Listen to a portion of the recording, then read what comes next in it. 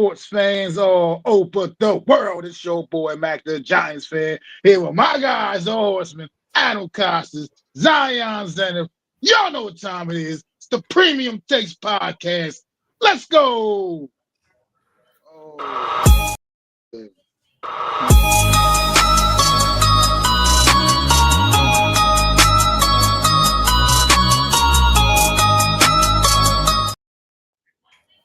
Premium Takes Podcast back in your life on a wonderful evening, afternoon, morning, wherever you're watching. I'm your host for today, Zion Zenith, and we're going to get into it. That was Mac the Giants fan, obviously coming in fire with that intro as always, and that's Adam Coastas. What we're going to be talking about today is obviously we're going to recap last night's game, not take too much time on it because it wasn't as interesting as it was good. Don't get me wrong. It was a good game, but it wasn't like Uncle Joe was out there throwing football all over the yard. That was a fun matchup we had last week. But before we get into that, we are going to start by talking about the World Series. The Dodgers are over there in Toronto playing the Blue Jays right now. And I figured I'm not really a baseball fan. I'm not big on the baseball, but I'm a Dodgers fan. I'm a super casual Dodgers fan. Only followed the Dodgers because Ohtani signed there a couple years ago. And I just wanted to say before I open it up to the boys, I'm just super happy. I'm super happy that I'm getting into baseball at a time where we just have a stacked lineup, and I think it's kind of unfair to the rest of the competition.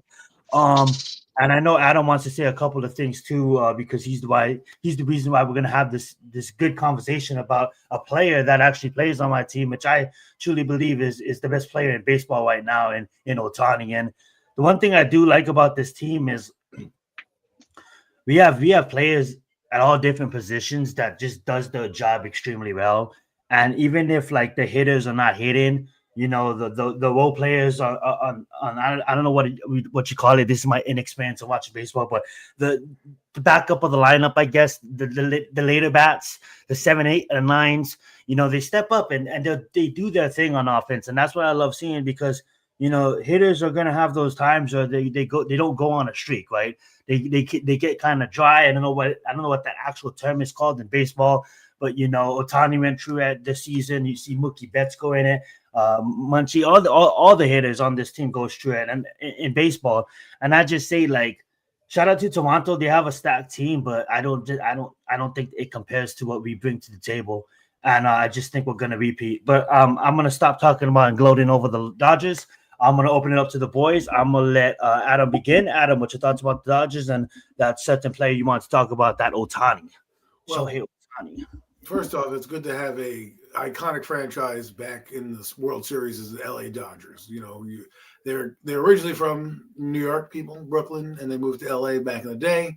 So you have a little affinity for them. But the player that they have, Ohtani, if you know, I've been sleeping under a rock most of baseball, but to follow this guy and what he's done in the postseason and recently to get to the World Series where he had 3 home runs and, you know, struck out 10 people, that's amazing. And, you know, maybe I know Max said it years ago, but he's the modern day Babe Ruth, but you haven't seen the modern day Babe Ruth put it on display like that in a game so meaningful, right? It's one thing to do in the regular season, which we would have honored it and said, yeah, that's cool.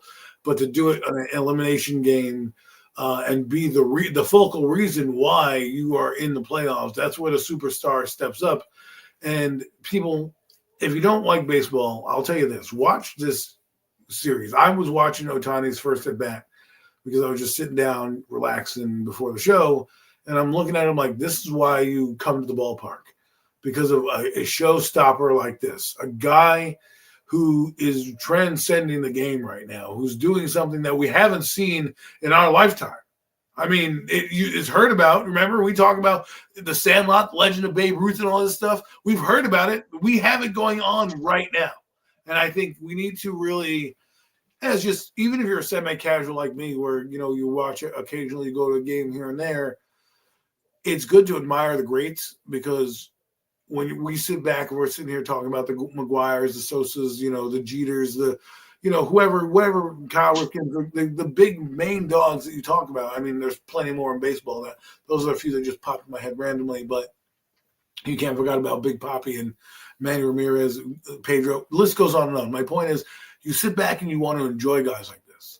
And for me, this World Series is a little different because I want to see both Vlad Guerrero and Ohtani do well. Vlad, I loved his father growing up, watched him for the Expos and bounce around the league. And just every time he came at bat, I would always stop to just watch it, just to see what he would do next. You know what I mean? Almost like my favorite player growing up, Ken Griffey Jr., right? Anytime Ken Griffey came to the bat, you stopped and watched. And that's what Ohtani is. He's a guy you have to sit down on your couch and watch that at bat because you don't know what's going to happen. And then if he does pitch the game as well, I don't know about you guys, but in my lifetime, I've never seen a pitcher hit.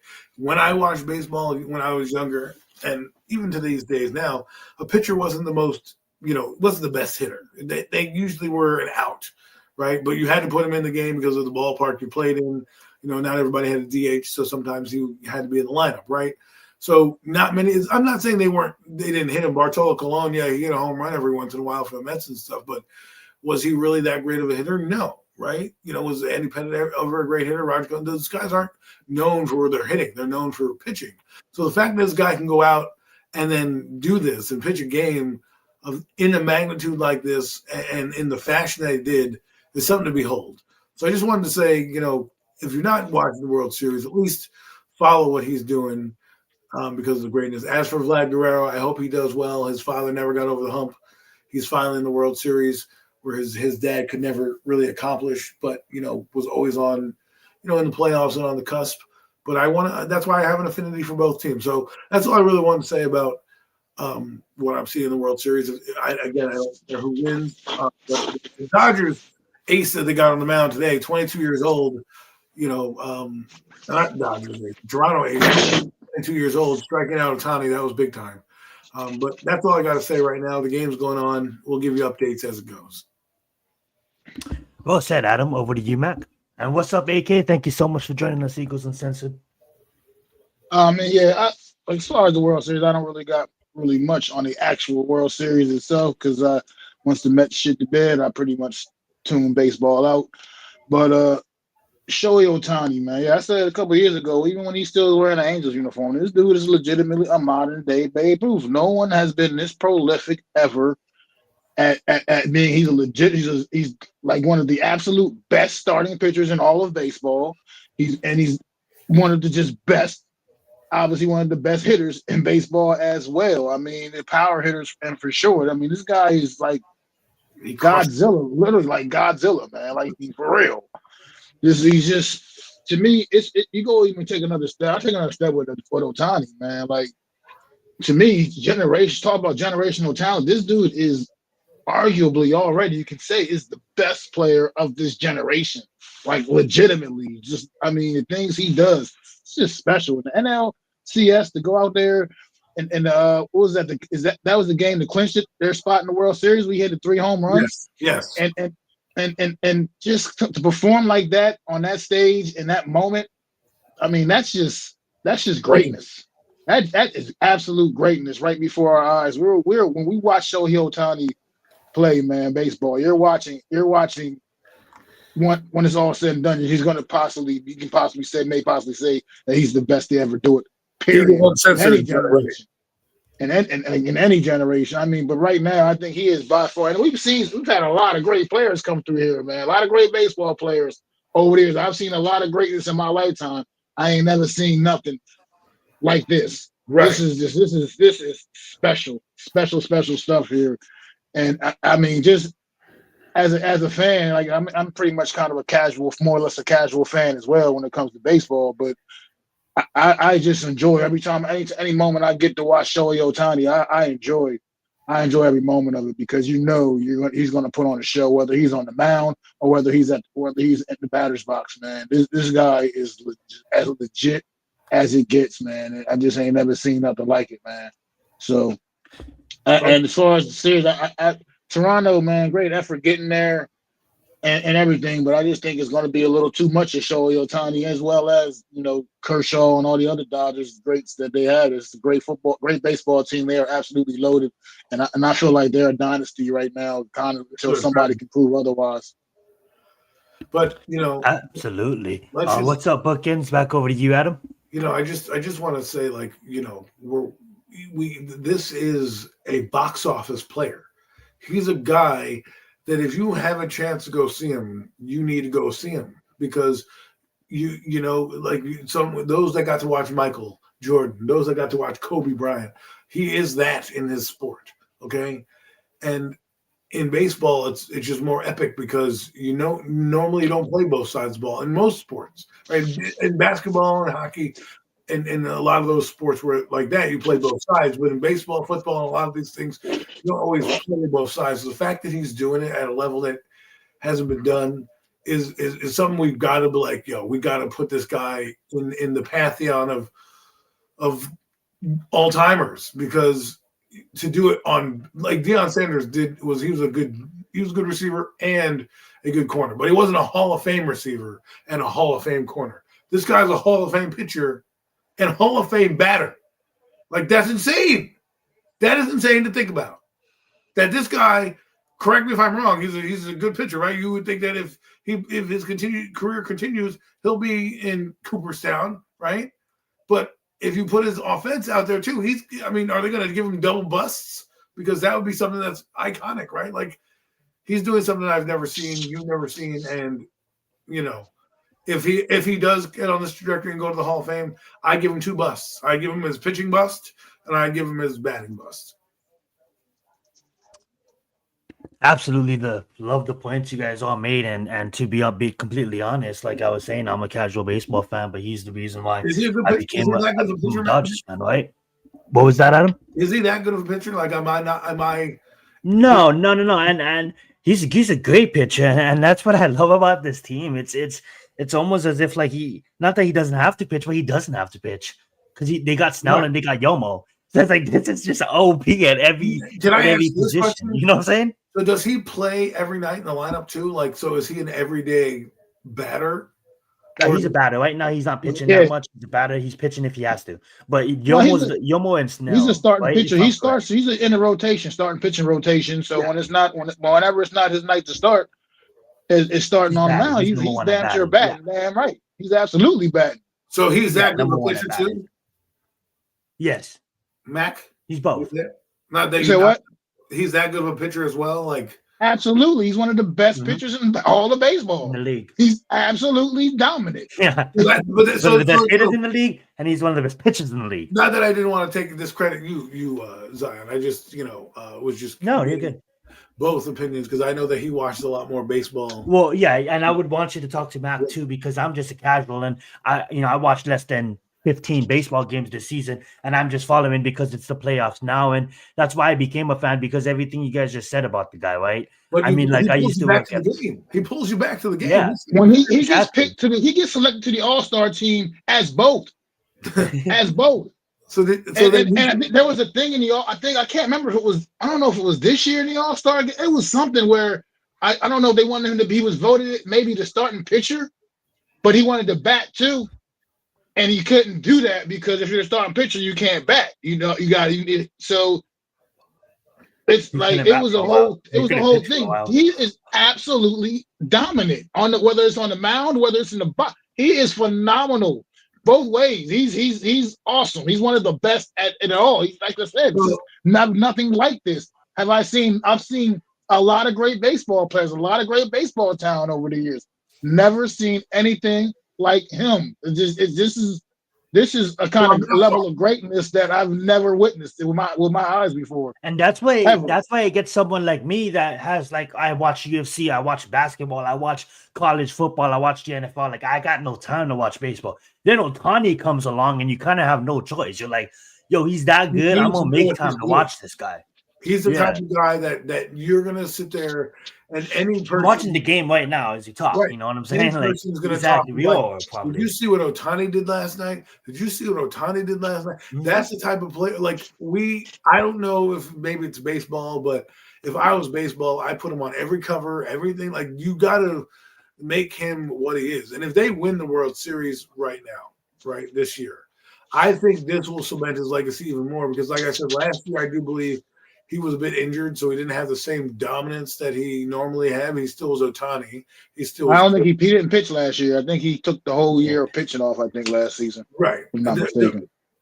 I don't know if he had surgery. I have no idea. I just know that he was not the guy that he was that coming in. So last year when they were in the World Series, did he get some timely hits? Yes. This year in the postseason, he was a guy. He was a dog. He was what we legends are made of, right? Heroes. What does it say? Heroes get remembered. Legends never die. This guy's a legend. This is a legend in the making, people. Like I'm just being excited about it because I don't know when the lights go out over here on this side, right? But in my lifetime, I'm going to enjoy a guy while he's here because you don't get this rarefied air every time, right? And you just said that, right? In your lifetime, right? Because we was all really too young to enjoy the greats like Babe Ruth, the like Bill Russell, Luke Chamberlain, right? And like Muhammad Ali, for example. And then you guys got to enjoy Michael Jordan, but for me, I was kind of too young. I knew who he was. I watched him, but I didn't really fully appreciate him because I was a youngster, right? Well, I mean, then Kobe was that. Yeah, exactly. Kobe was that guy for me. And then when you have Tom Brady, right? We all got to really appreciate what Tom Brady does. And I kind of feel like right now it's our time to be like, hey, yo, guys, we are looking at it. Like, even when Mayweather was fighting, I didn't really respect him. Not until he retired, I'm like, oh my God, this guy's 49-0, 50 after beating Conor. And like, oh, I can really respect you now. But like at the time, I didn't really make the time go out of my way to watch him box. I kind of like with this guy, it's like I kind of want to go out of my way to watch these games because it's almost like this is living in my lifetime. And I don't know what they have in the water in Japan, and they do it different in Japan, man. Baseball is just different. I was watching he's an all-time great athlete. I mean, like it's not any sport, period. Like it's just. I mean, I remember years ago, I think it was ESPN did a countdown 100 all-time greatest athletes all time, period. If I'm not mistaken, I might be incorrect, but if I'm not mistaken, I think the top 3 on that countdown ended up being Babe Ruth, Michael Jordan, and Muhammad Ali, if I'm not mistaken. At what point, where does Ohtani fall in this right now? I mean, I know his career is still not over, but at the same time, like, where does a guy like him fall? And when you revisit that countdown, that's what we're talking about. You're talking about transcendental guys, iconic players that you associate with that sport. Babe Ruth, everybody knows who Babe Ruth is. If you are lived under a rock, whether you watch the movie, most people know about Babe Ruth, right? The legend of Babe Ruth. Any sports fan does. Jordan is up there as well because he's everywhere. Look, he was in the news this week in NBC for hitting a free throw at a charity event or whatever it was. And he was, he hit it because he's Michael Jordan and the expectation level is what it is. That's how much pressure that guy is. That's how much the world sees of Michael Jordan. This guy is doing that in baseball. He's transcending the sport. That is something you cannot do. It's like LT in football. Transcending, changing a game or changing the way you look at a game, changing the way the way it's perceived, right? Because when you talk about legends, you're gonna talk about we're talking about Jordan. To this day, we talk about Jordan. To this day, we talk about Brady, right? Like we're always comparing the greatest of all time. This guy could be that in our era. I mean, like, even adding names like Joe Montana, his name still comes up till this day. Exactly. And he played football like over 25 years ago. You know what I'm saying? Like he played football. He played football over 40 years ago. Okay, people. Over 40 years ago. Yeah, that's crazy. My math was out there, but crazy. That's what I'm saying. We're still talking about like of most of the quarterbacks in that era of Montana. We're just talking about Montana. That's how good Montana is. Same thing with Wayne Gretzky. Same thing with Michael Jordan. Same thing with with Babe Ruth. Now you have Shohei Ohtani, who's doing it on both sides of the ball, on both offense and defense, and performing at a high level. And it's not like one or the other. It's not like he's a great pitcher and a lousy hitter or a great hitter and a lousy pitcher. He's good at both. And that is insane to think about. So all I want to say is buckle up and enjoy the ride because, even if you don't like baseball, if he's on your TV, follow him. Watch him taking that bat swing because you never know when that swing is going to be a ballparker or a historic moment because that's the type of player he is. Well, even to have this conversation, like even just the surrounding cast too, right? Because I was always the one who say like, I'm not gonna watch baseball. Like I'm not gonna wait. Like I used to exaggerate. I'm not gonna wait an hour to see one good play, right? But watching the Dodgers over the span of this playoffs, you just seen it right now on the TV. A nice play like that. They got two people out, and it happened in the span just like that. Like and I just love the excitement because he's on a team. Not that he's saying he couldn't get it done with the Angels. He probably wouldn't have gotten it done with the Angels because it takes a surrounding cast. But like I just think the history is just written white that he goes to the Dodgers. They acquire I'm sorry, Matt, because it must fucking suck for the rest of the league. But like they acquire all these fucking playmakers around him, and it's just like boom after boom. They're taking out top level competition, and it's like boom after boom, and it's like now they're taking on the Blue Jays, and the Blue Jays are one of the top teams. Obviously, they made it there for a reason, and it's just like the surrounding cast. Like he's not even on the field, but the fucking players that's on the team is just elevated, right? Because it's like Tom Brady throwing it to the receivers, Patrick Mahomes throwing it to the receivers. They elevate everybody. Great fucking players elevate. Jordan elevated the whole fucking team of the Chicago Bulls, and that's how they was to be able to win 6 fucking championships and shit like that, 3 back to back, and then did it again. And that being said, it's something about these fucking greatness and these special players that elevates it. And we have a couple of people that just joined the chat. We got Mosley. Thank you so much. Salute to you, my brother. Thank you all for watching. We got No Mets. For the evening to you too, my brother. All right, guys. We have a fast little game to recap last night. I'm not even gonna recap it. I'm just gonna let you guys say what you guys want to say about it. But I'm gonna pose the question. Just what you guys thought of last night's game, and then after you recap it, I want you guys to answer my question. The question is Justin Herbert a top 5 quarterback in the NFL? Mac, let's start with you. What do you think of last night's game? And then is Justin Herbert a top 5 quarterback in the NFL? And this is just your opinions. And if he's there, if he's not, we don't care. It's your opinion. Let's get it. Well, as I was sitting at the bar getting absolutely trashed last night watching this game, every time I turn around and look at the TV, the Chargers just seem to be scoring another touchdown. This was, I mean, as far as the game, I mean, it was never a game. I mean, what are you talking about? This was just absolute dominance by the Los Angeles Chargers last night, probably putting together their best performance of the season. I can't remember how all their games went, but this was definitely their best performance in weeks, if nothing else. Justin Herbert was just on fire last night, man. The defense was back.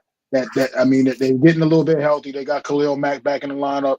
He was playing last week too, but he was on the snap count. This week he was kind of let the chains off a little bit more, so he had a little bit more of an impact out there. I mean, getting Joe Alt back on that offensive line, you saw the impact that had as well. We know what the effect of getting an all-pro quality talent back on your lineup and on the offensive line, what it can do to your offensive line. We as Giant fans know that firsthand.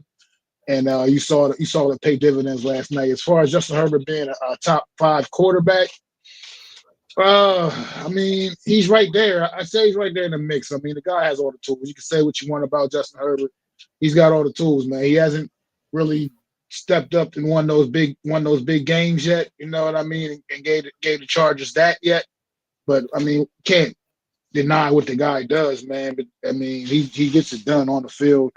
I mean, even when he's dealing with like Lab McConkey for some reason seems to have the case of the dropsies this season all of a sudden, but he still figures out a way, whether it's throwing running backs or just he's lost his top 2 running backs are out right now currently. I mean, so he's having to shoulder a lot of the weight over there, and he's handling it. I mean, like you saw last night's performance was absolutely spectacular, man. And it's hard to say if he's top 5. I feel like I could probably name 5 guys that I would probably put above him right now, but at the same time, he's still right there and very much in the mix, definitely in the conversation for sure.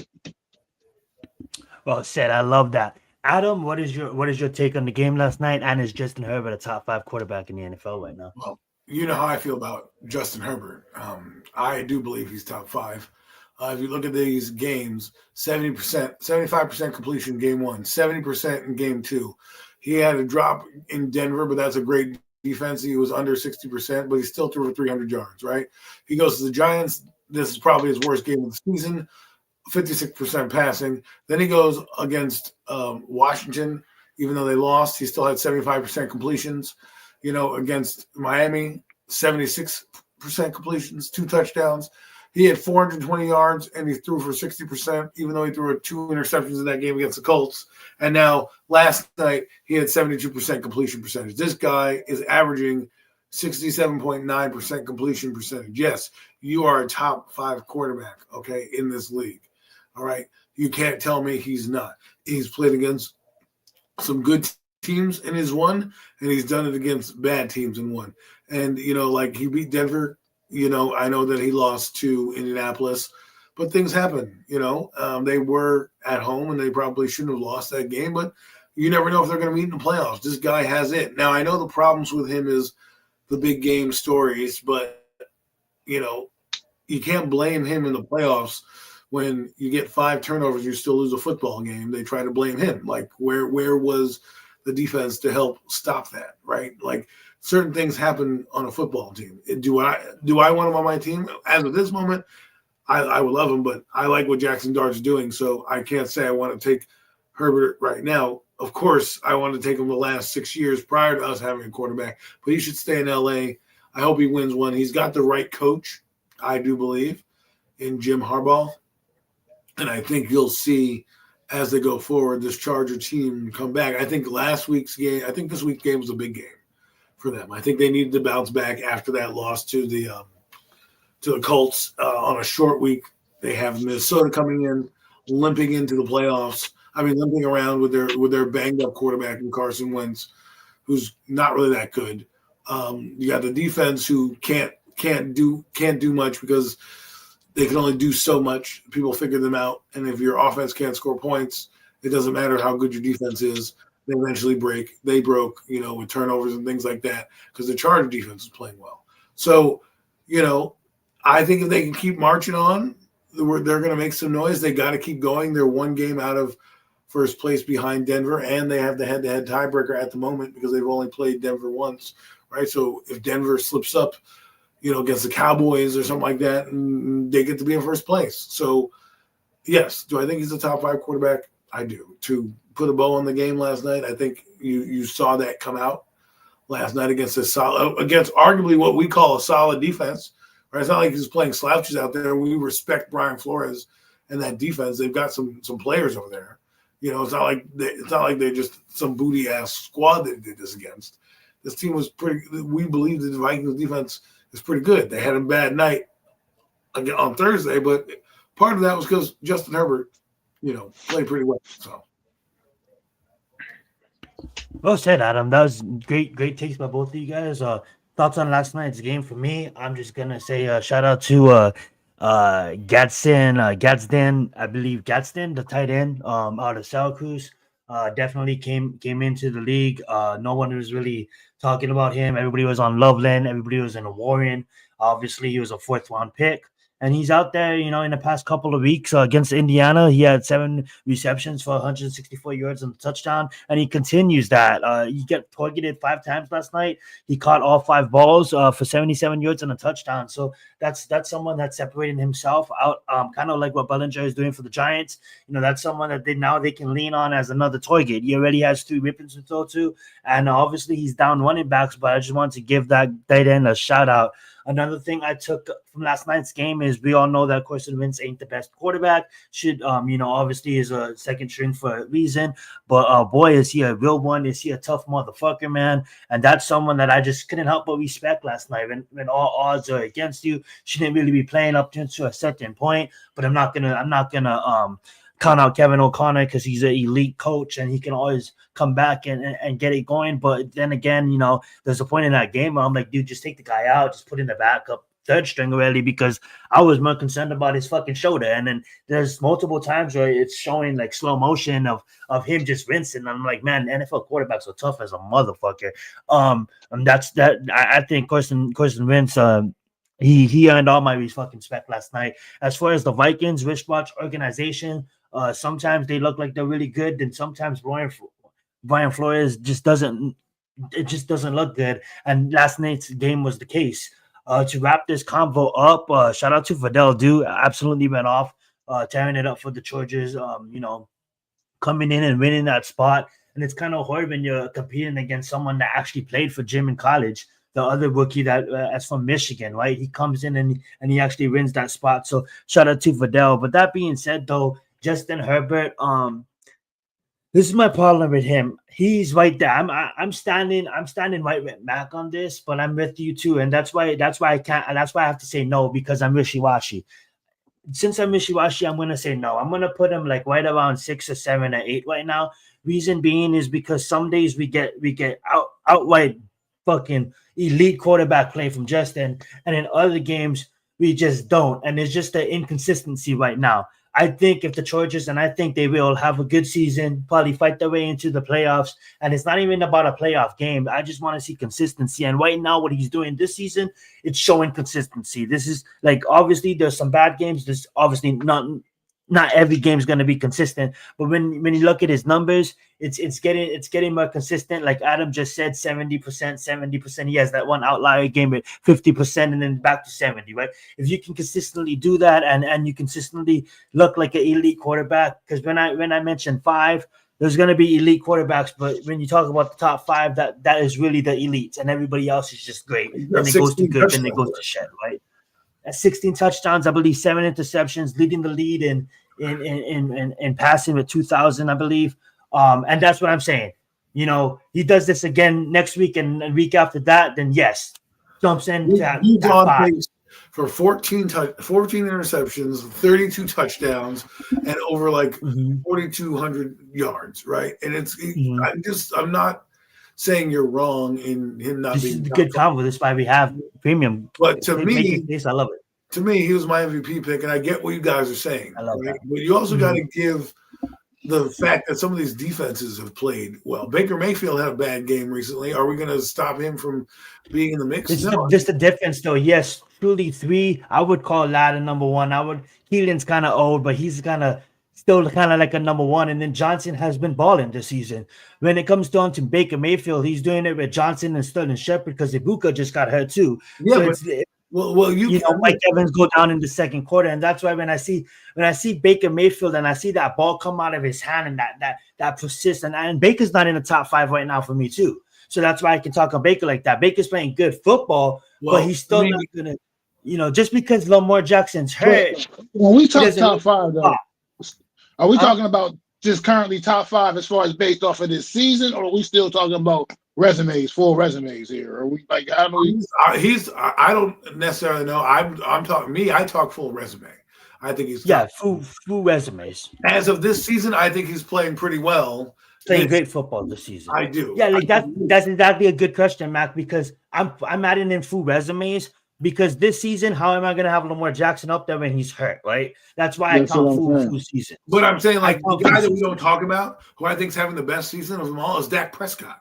Okay, like that guy, did one of the best seasons quietly, and we don't ever talk about him being a top 5 quarterback because. Well, I can throw another name out there. I mean, I know how you feel about Dak Prescott, but how about Jared Goff as well? I mean, he's another guy that he's been as consistent since he's been in Detroit. That trade was made when he went to Detroit. They made that trade as if that was just ending his career. Get the hell out of here, Jared Goff. That's why I like to go out off of the sunset somewhere. But I like to separate the category into like you guys don't have to rank it like this, but this is the way I rank it. I think out of 32 quarterbacks, there's gonna be 5. Would you do 5 elites, right? And if you're 6, you're great. You're just on the borderline of that 5 elite, right? Would you guys put Dak Prescott in that 5 elite right now? And that's for me. He's playing great football, but like. If you want a simulation, I'm basing off of this season. Like he's definitely up there this season for sure. Definitely. Like you got to think about it. You got 2 great quarterbacks in this league right now that are on the show. I mean, Lamar's coming back this week, but Joe Burrow as well. I mean, those are 2 of the absolute best guys in the business, man. And we haven't really been able to see them flourish this season because of injuries. And then there's still always the same thing with this young man in Washington as well. I mean, I know how we felt about Patrick Mahomes having a great year. To count that, excuse me? I said Patrick Mahomes having a great year. Absolutely. Patrick Mahomes is leading the MVP race right now. But see, here's what you're talking. This is why Matt brought up a great point because like Dak Prescott, you were like, oh, you're waffling about him being good, and Max like, watch what he's doing, and it's like some of these guys that we don't necessarily get to see that are getting boasted up because of Burrow and Lamar's absence, right? Like Josh Allen is secondary character right now. To me, I'm looking at Baker Mayfield, I'm looking at Dak Prescott, I'm looking at like he said, Jared Goff, some other guys that are not that are like even Aaron Rodgers is starting to kind of creep into that. Oh my God, maybe he'll be in the race for this, MVP award or whatever it is, because he's starting to click a little bit in Pittsburgh. So for me, the three guys that I keep going back on are Dak Prescott and Baker Mayfield, and then the guy that is slowly talking about, no one's talking about it, I think is having a good season, and no, it's not Daniel Jones, it's Sam Darnold. It's Sam Darnold doing pretty good stuff out there with Jackson Smith-Njigba over in Seattle. And I just think like there's a lot of good quarterback play this year from guys that aren't necessarily the elite guys, but we have to put them in that category this year for that talking point. You know what I mean? I know exactly what you mean, and like I hate doing this, but you have to. I'm gonna say it. You have to add Indiana Jones to that mix, because if you look at Indiana Jones' numbers, I would call it that. I mean, this season, if we're talking about this season, he's top 10 right now this season for sure. And Daniel Jones is the top crazy to even say. In the NFL. I'm not believe it as fucking not. But no, he's having a good year. No, but Sam Darnold. But I feel like, to me, even though he's in the race for me, Daniel Jones, I think Sam Darnold is just doing. For whatever reason, I just feel like he's doing better. I think the NFC conference. Drake fucking May, thank you. Drake May's having a fucking excellent season. Yes, he's having a phenomenal year that we're not even talking about. Mm-hmm. Drake May is a guy that's having a good year. I'm not saying MVP, but I'm just saying I think when we normally look, if you were to take your top 10, I don't know if we did it this year, but maybe as an experiment, we need to do this going forward. Take your top 10 in August, right before the season starts, and then take your top 10 right now. I'm sure that list is not going to be the same at all. Nobody had on their bingo card Sam Darnold doing it again in Seattle. Nobody even thought that Daniel Jones would even be able to read a football, let alone do what he's doing.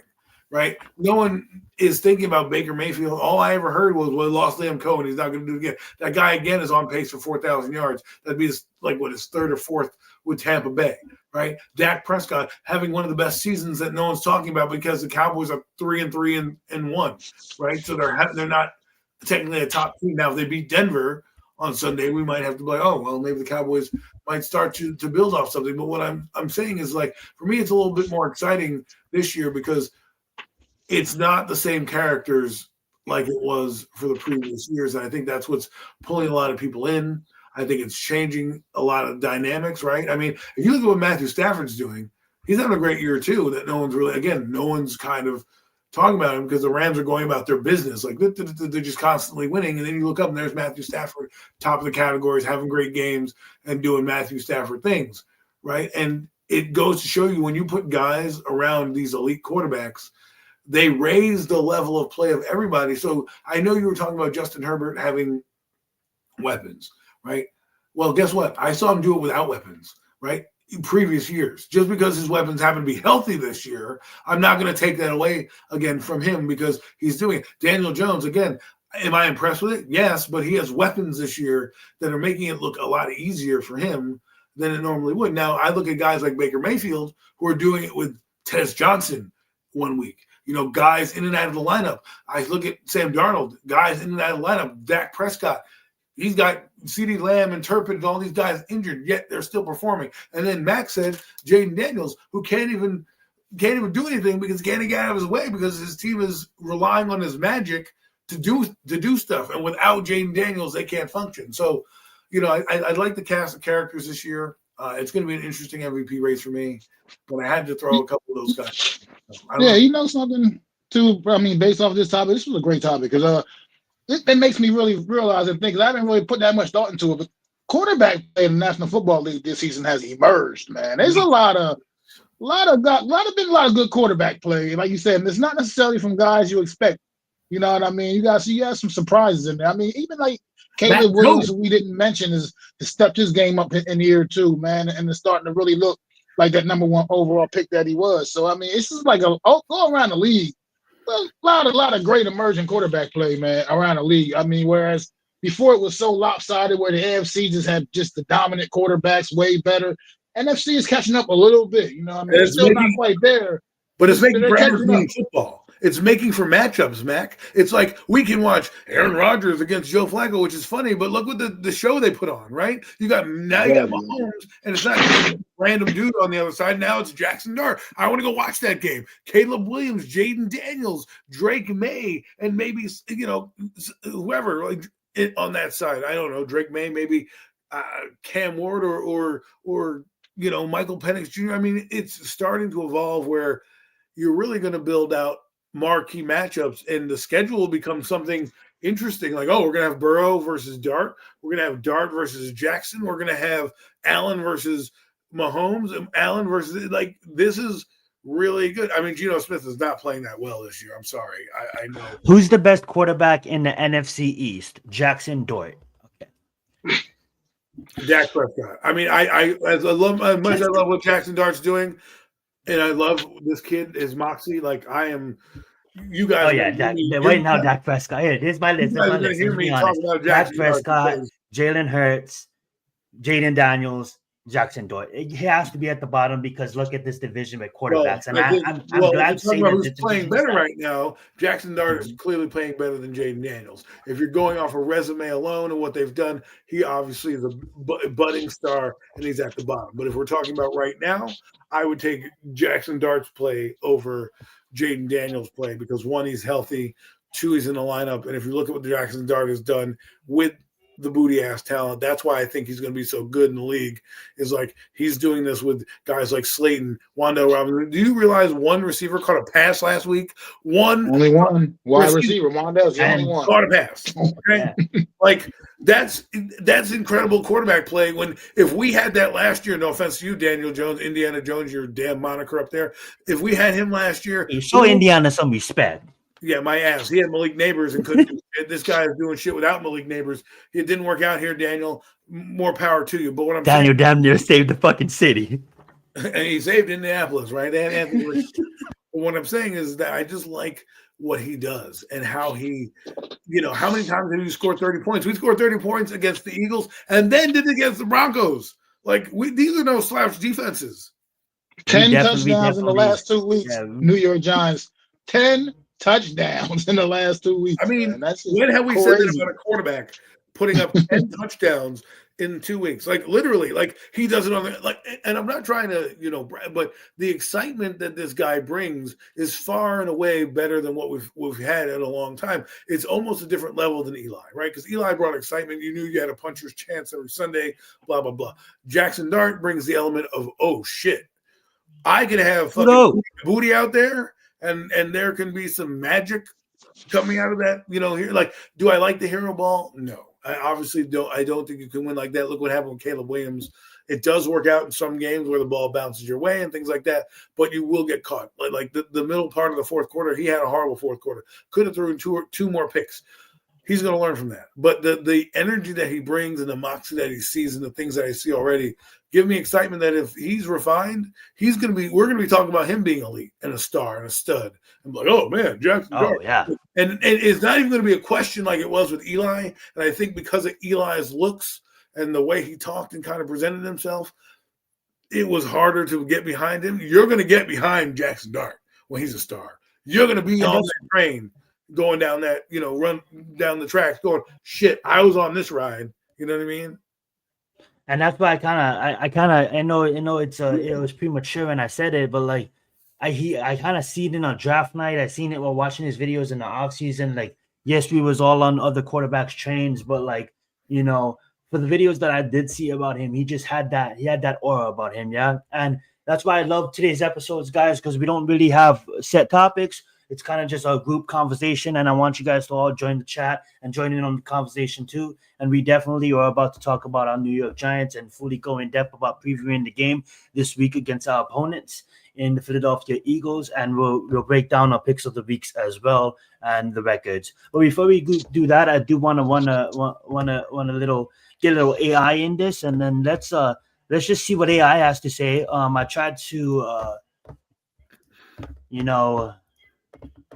pitch something up that hopefully I prompted right.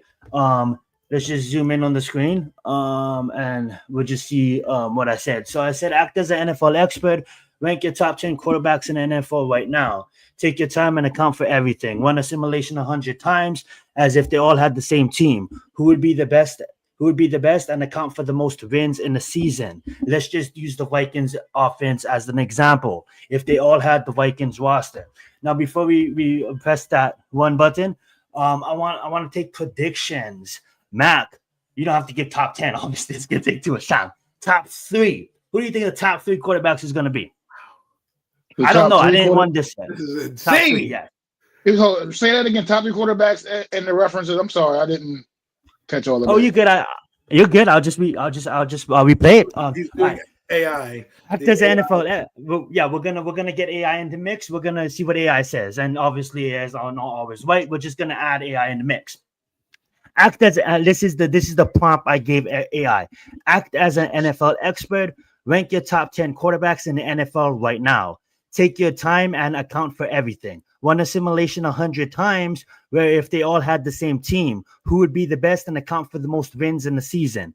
Let's just use the Vikings offense as the example if they all had the Vikings roster. And I know this is not going to – weird shit happens all the time. The ball can bounce one way, and we're not accounting for defense. But at the end of the day, that is the prompt that we're going to use. Now, before we run this simulation, who would you say is the top? Who would you think AI is going to come with the top 3? Mahomes. Okay. Mahomes at 1? Mahomes absolutely. Mahomes, probably go Joe Burrow. Okay. And it's like between, I feel like I'm between 2 guys here. Which one? Which way do I go? I'm gonna go Lamar, man. So Mac's predictions is he got Patrick Mahomes. He thinks the AI is going to put Patrick Mahomes as number 1. He has Joe Burrow as number 2, and he has Lamar at number 3. Adam, what is your prediction? I'm about to blow your minds right here. Okay, I'm going to go Mahomes, which is easy. Okay. Then I'm going to go Dak Prescott, and then I'm going to go Jalen Hurts, because these guys, what they do, with the talents that they have, right? Like. You're saying you're running a simulation 10 times and 100 times, right? And I just think these guys going on the Vikings offense can put up those numbers. And I thought I'd just be a little unorthodox and see what would happen. So I love the getting different. I'm gonna get different too. I think when you account for everything, I know he's the best right now, but I'm not gonna put Mahomes at 1. I think AI is gonna probably put someone like Josh Allen at 1. Jared Goff. And I think AI is probably gonna put Josh Allen at 1 and Joe Burrow at 2, Lamar Jackson at 3. Actually, you know what? I'm going to take Hurst off, and I'm going to put Baker Mayfield there. Baker Mayfield? Yes. All right. I love it. Now, Adam's coming in really bold. Adam, can you name your 3 again? My 3 are Dak Prescott, Patrick Mahomes, and Baker Mayfield. I love that. And Matt, can you name your 3? Patrick Mahomes, Joe Burrow, and Lamar Jackson. All righty. And my 3 is Patrick Mahomes just outside of the top 3. I got Josh Allen at 1, Joe Burrow at 2, and Lamar Jackson at 3. Even though he's not playing, AI is just going to fucking somehow include him in the list. Let's see what it says. It shouldn't take that long. I did ask it to take its time, but while it's thinking, it shouldn't take that long. So we'll kind of just wait in the chat. I want the chat to get involved too. Come up with. Thank you, Tudo. Appreciate that, Tudo. Absolutely. Stats through the web. After gathering the results, I'll synthesize them to create a code and display the table. Here it goes. All right, here we go, guys. Here it is. Thought for 22 seconds, and it's analyzing now. This is weird. We're going up against the machine. I asked it to take the time. Nice. There you go. Nice. I ran 100 seasons, Monte Carlo, where each of my quarterbacks in the top 10 list played on 2024 Minnesota Vikings roster. The Vikings went 14-3. Okay, beautiful. So use the 14-3. All righty. chose top 3 lists mid consensus using the sources of NFL, ESPN, NFL, and CBS. Alrighty, God. alrighty, let's go down, guys. Okay, it clamped wins a little. Okay, let's just see the list. I just want to see the list. I have to Go download down. the summary. It's a whole summary You're gonna of make what you it did. read the whole thing first. It's doing the tour. Here's all the terms and conditions. Wait, where's the You have to list? download it. I need a list. No, wait. They didn't give us a Need list. Just We waited all that time and didn't get a list. no, it's summary. It's summary. Got it. Here's your final 10. All right, Patrick Mahomes, number 1. Joe Burrow. Oh, Jalen Hurts is on there. Jalen Hurts. Dak Prescott. Oh, Justin Fields. Whoa, AI is shitty. AI is Okay, shitty. this is just okay. ChatGPT, fix your shit. Well, I got 2 of the 3. I got 2 of the 3. I took Hurts off. I would have had 2 of them on there as well. Well, I technically would have had all 3. I would have had Patrick Mahomes, Jalen Hurts, and Dak Prescott. Man, I should have played the fucking bullshit. Yeah, bullshit with Justin Fields. Justin Fields. How is he even remotely included in that? AI. Justin Fields throws for like 40 yards a game. Are you kidding me? All right, and he has Garrett Wilson. Come on. Okay, it remade the list. Okay, now AI is just fucking with us now. It put CJ Stroud in the. You know what, AI? You're not accounting for the season. We thought we had it. Dak Prescott's all right, guys. So that's so does fucking Patrick Mahomes. Fuck it's a little fun conversation. Hell yeah. Yeah. See, Matt won that little simulation. Man, all right, guys. That stupid shit. Justin, how the fuck you gonna calculate 100 different quarterbacks and 100 different scenarios, and you land on that motherfucker as number fucking 10? Are you insane? Like, who do I gotta talk to at Google Chat or whatever, Chat whatever the fuck it's called, to get it's open it. To get the algorithm right? How in the fucking hell do you go through ESPN, CBS, and whatever other fucking network you use to get to the root of this issue? And at number 10, you have Justin fucking Fields, the guy who doesn't even know he's going to be starting this year. How is this AI? This is a problem. This is a problem because if AI is going to be used to help supplement some human thought processes, we need to rethink that shit. Because if you're telling me that 1 out of 10 is going to be fucked up, we got some fucking problems. Your AI, your shit should not be fucked up. The fact that I got to see on your list of 100 fucking million times you ran that shit in 22 seconds and came up with Justin Fields, I got to call bullshit on this fucking AI. Get out of here with that shit. You missed me with Justin Fields, okay? Beautiful clip. Alrighty. That being said, guys, we're going to move on. This is another topic I want to bring up first, and this is a topic that it might be laughable, but like it actually I don't know if it's an article that came out or if it's just getting trending and it's getting talked about. But a lot of people are saying this is gonna. I want you guys to know that it's gonna be ridiculous what it's about to come out of my mouth. And you guys are probably gonna laugh, but I want you guys to get you guys' thoughts on it. A lot of the time as head coaches, they go through the week and they can't really simulate everything that's going to come up in the game, right? Because they're busy doing so much other shit. And then when it comes down to practice, they can't really practice it because sometimes they don't really see it. So at the end of the day, they have so much time and their time is so delegated to so much different places. That article came out and it's getting talked about on the web that people actually are considering, and like it's not going to happen, but fans are actually saying, wouldn't it be beneficial for every team to have a Madden professional as an advisor in the NFL? Because if you really think about it, Madden professionals, and guess it's a video game, but it's also a simulation, and a lot of people use Madden as tools for younger kids to learn coverages and learn the game of football. And when you a Madden pro, they play about 10 to 12 hours a day, and they see so much shit. They see more shit than head coaches see. So they always are seeing all these simulations that the other professionals are throwing at them.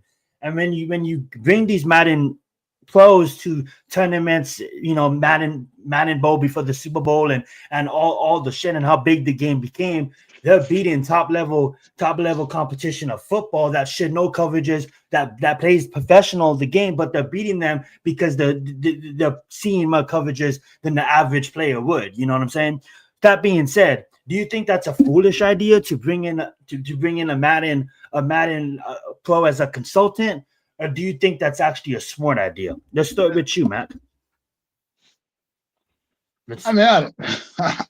At this point, I don't know, man. Madden's a video game, real life video games. I mean, I get it to some extent, I suppose, but I don't know. I'm just not really.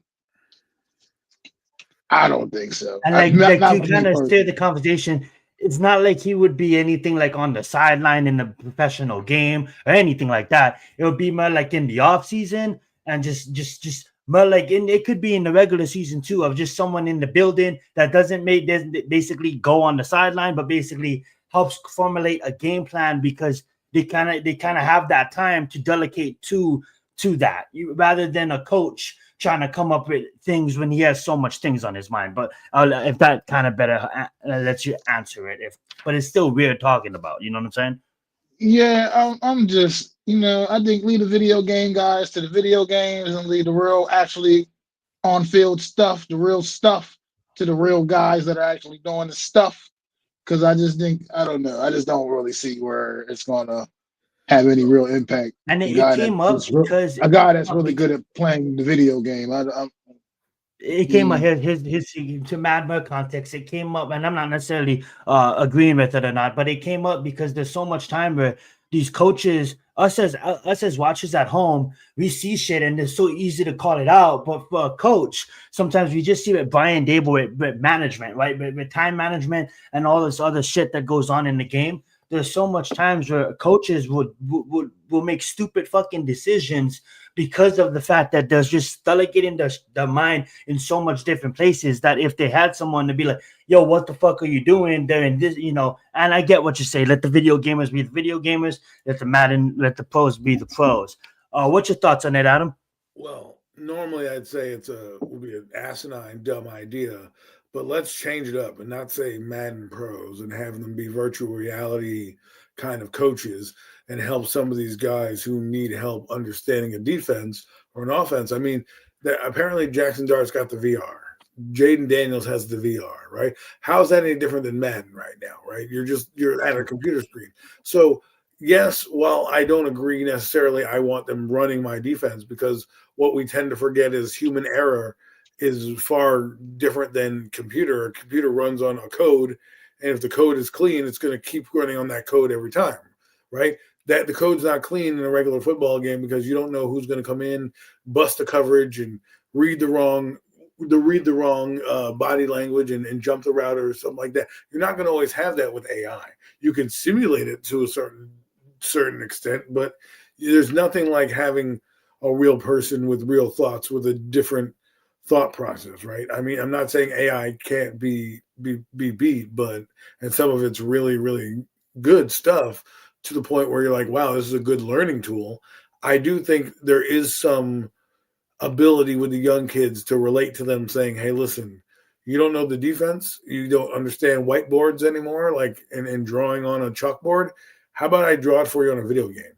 And like if you watch Amazon Prime, they have the AWS channel, right, where you can watch all the routes and everything being run almost in a Madden-esque format. It's not a bad way to learn the game. However, I don't necessarily think I'm a coach, although I do believe decisions are made and I do believe I could make a different decision. There's a lot of mitigating factors. So let's play hypotheticals here.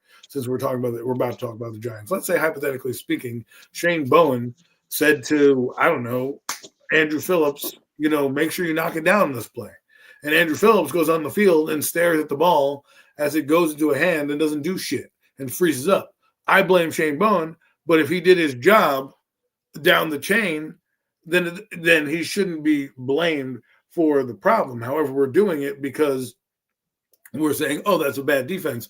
Meanwhile, the player got told, hey, don't do that, it could be a catch, and didn't follow the instructions, and it looks bad because of how it's coached, right? But those are the little mitigating circumstances that we have that, Madden can't simulate the same way. And you can do that in Madden. You can drop the A button. You can have the computer read a code or do something in blitz at a certain moment in time where they might not in a game, right? There are certain things that you can't simulate.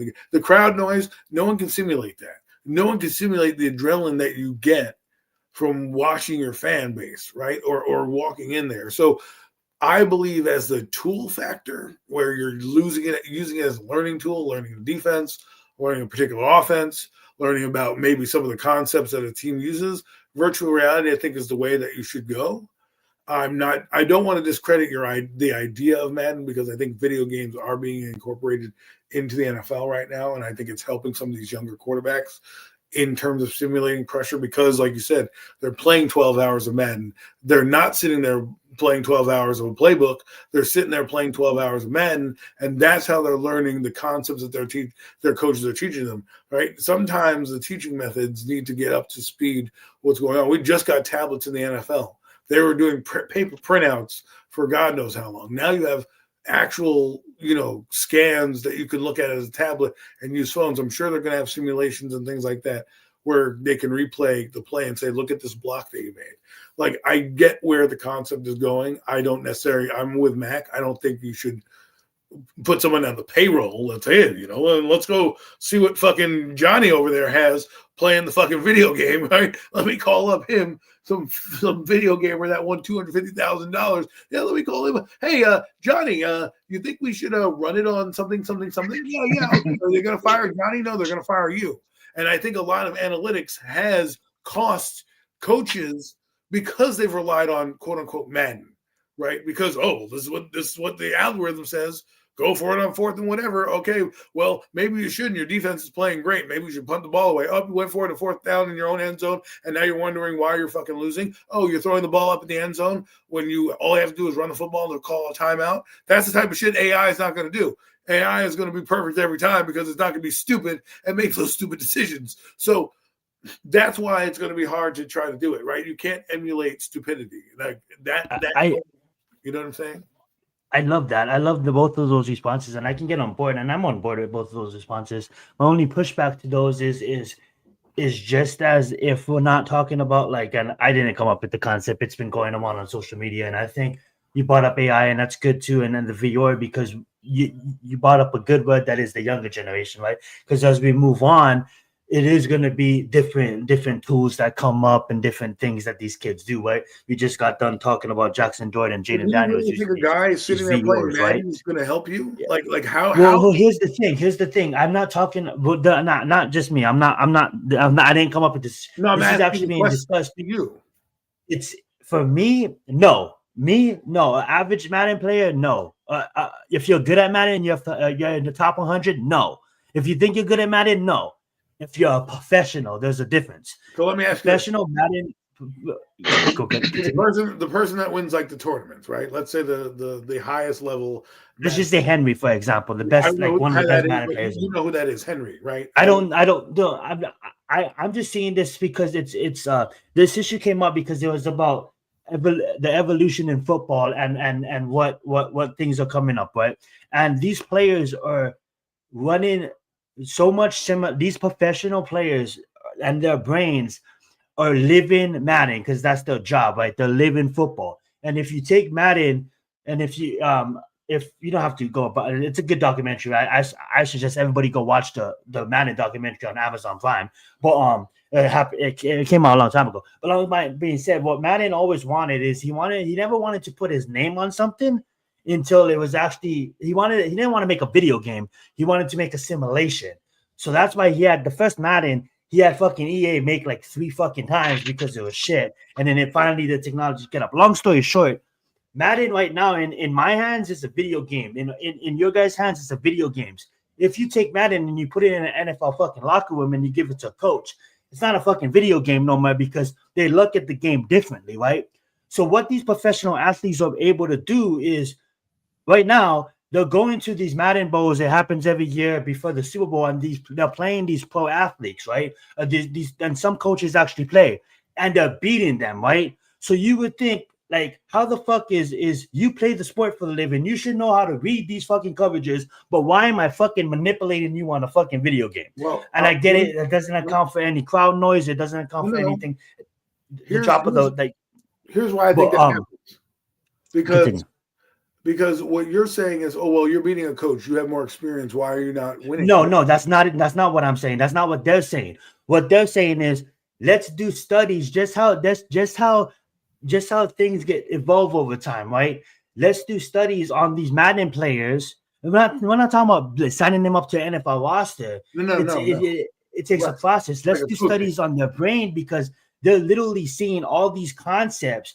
They're like Brian Dable will probably see 10 concepts, because he has to I'm just using 10 as an example, because he has to delegate his time in the coaching the team. Well, all this guy does is fucking play Madden 13 hours a fucking day professionally. So all the shit that he's seen hundreds of defensive coverages over and over again, and he has to fucking adapt in real fucking time. But my question, I guess, is how are you handling the rosters? Because the only thing that I see what you're saying in terms of, they can see more, so they can help the coaches because they can game plan, because they see 1,000 coverages more than Dable, who sees 100 coverages, right? You're quantifying the data, so to speak, in with the more mining for 13 hours. And what is not simulating is human error.